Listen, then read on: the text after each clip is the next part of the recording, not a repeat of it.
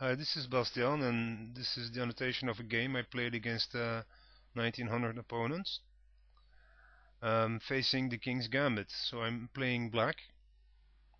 Game starts out with e4, e5, and white plays f4, signaling the King's Gambit. But I'm not going to accept the pawn, because I will be the one doing the pawn sacrifices in this game. Bishop to c5, the King's Gambit declined.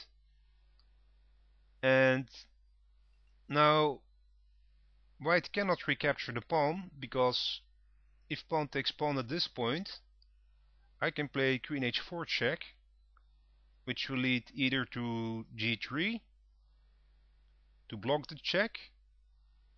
Then we get queen takes e4 check, queen e2 blocks, and I can grab a rook. So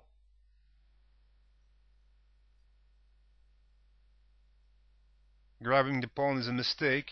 Alternatively, if pawn takes pawn and queen h4 check, instead of g3, white may try king to e2, which would lead to queen takes e4 check and mate. So this is a typical beginner's trap, and white cannot capture my pawn at this point. Instead, white plays queen to h5, and this of course prevents the check on h4. And now my pawn is under attack, and in fact has two attackers. So it looks like I will be losing the pawn. I cannot chase the queen easily, because if I play g6 to chase the queen, white may play queen takes e5 check, threatening the bishop and the rook, so it's not easy to get rid of the queen. Instead, I play knight to f6, and this attacks the queen, and we can see that both of white's pawns are under attack too. But now I'm offering up the e5 pawn because it has no protection. Queen takes pawn check, so white is gaining tempo as well. Keep in mind, there's still an attack on the bishop. So bishop retreats. And now black's plan is to castle, to put his knight on c6, chasing the queen around a bit, and eventually recapture the pawn with knight takes pawn on e4 after the queen has been chased away. So black plays f5, so we can see that the pawn on f5 is protected, and the queen can fall back on f4 in case I develop the knight. And of course at f4, the queen can still protect the pawn at e4. So I simply castle. White does not wait until I play knight to c6 and plays queen to f4 immediately, bringing the queen into a safer position and supporting the pawn center. And of course, bishop to d6, threatening the queen, cannot be played, because then both pieces will be forked. So it looks like white has a solid position, but actually it isn't so, because here comes the first tactical shot. Knight takes pawn on e4, and the knight cannot be recaptured, because if queen takes e4, I can play bishop to h4 check, then either king to d1, rook to e8, threatening the queen, queen moves to safety, rook to e1 is checkmate. Alternatively, bishop to h4, g3 to block the check, and simply rook to e8 will win the queen. So now black realizes this, and he can't take on the knight on e4. And I've recaptured the pawn. White now plays knight to f3.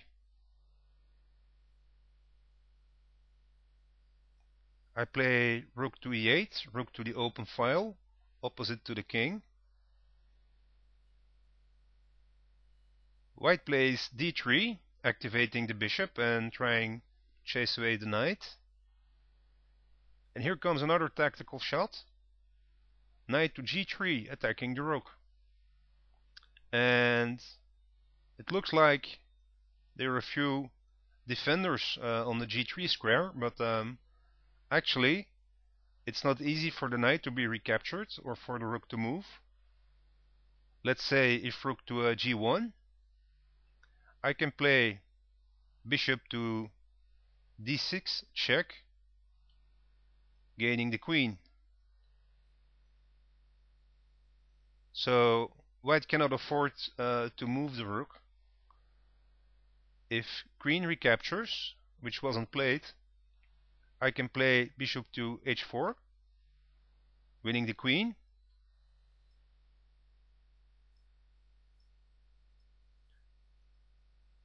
And if pawn takes, and this was the move that was played, again bishop to g5 check, and I will win the queen at the cost of 2 minor pieces and castling privileges of white. So king goes to d1, I grab the queen, and white recaptures with his bishop. Now queen to f6, threatening the b2 pawn. White continues development with knight to c3. Now I can grab this pawn, but white has an attack on my pawn on c7, and I'm not willing to trade those pawns, so I play c6, which is one way to save the pawn. Of course, the bishop can grab the knight, but I can recapture with the rook. A good move, perhaps not the best move, but it will help black to create the pawn center. Game continues with g4, and we can see that white is gaining space against my queen, so he may push the g pawn, or he may play bishop to g5 to attack the queen.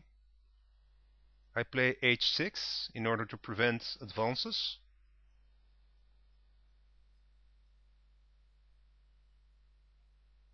White plays king to d2 to activate his rook.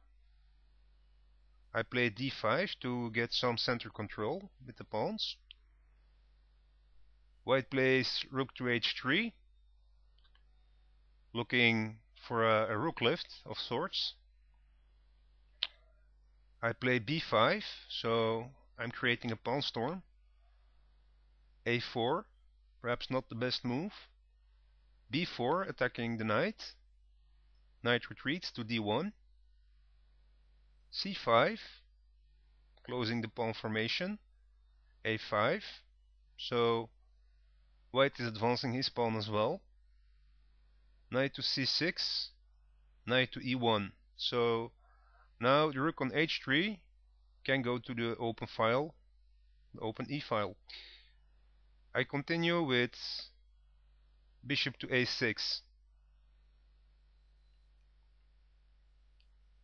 rook to e3. So white is hoping to trade pieces. But now I play queen to d4, and we can see that white's bishop on f4 is under attack, and there's a pawn hanging on g4, one of the double pawns.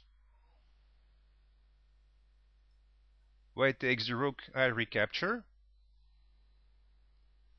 White plays bishop to e3. I grab the pawn on g4, and it looks like white has compensation since he can recapture the pawn on c5. But it's a trap. If bishop takes c5 at this point, I can play queen to f4 check, then there are two legal moves, either knight to e3,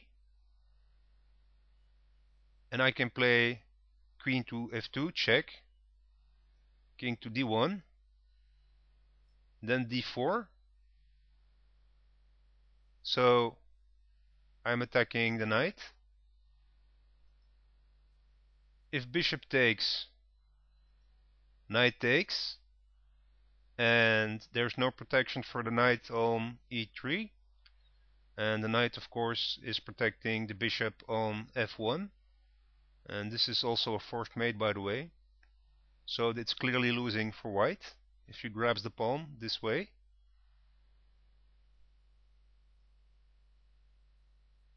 Alternatively, knight to g4 will lead to queen takes, knight checkmate. So actually both variations will lead to a mate.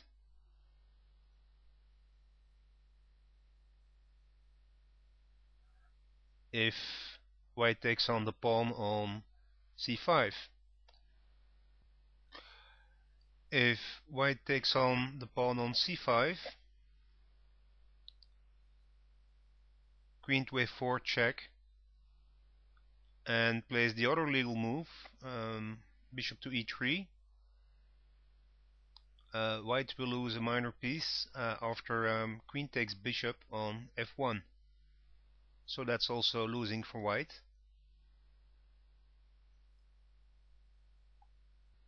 White doesn't take on the pawn and instead plays bishop to e2. So it's hard now to try and attack the king with all these pieces and pawns surrounding it. So how should we continue? I play queen to f5, and my idea is to play queen takes pawn on d3 with a checkmate. But of course this is difficult because there are let's say 3 pieces defending this pawn, and you may think of it as a door with 3 hinges on it, and we need to take those out in order to get our mate on d3.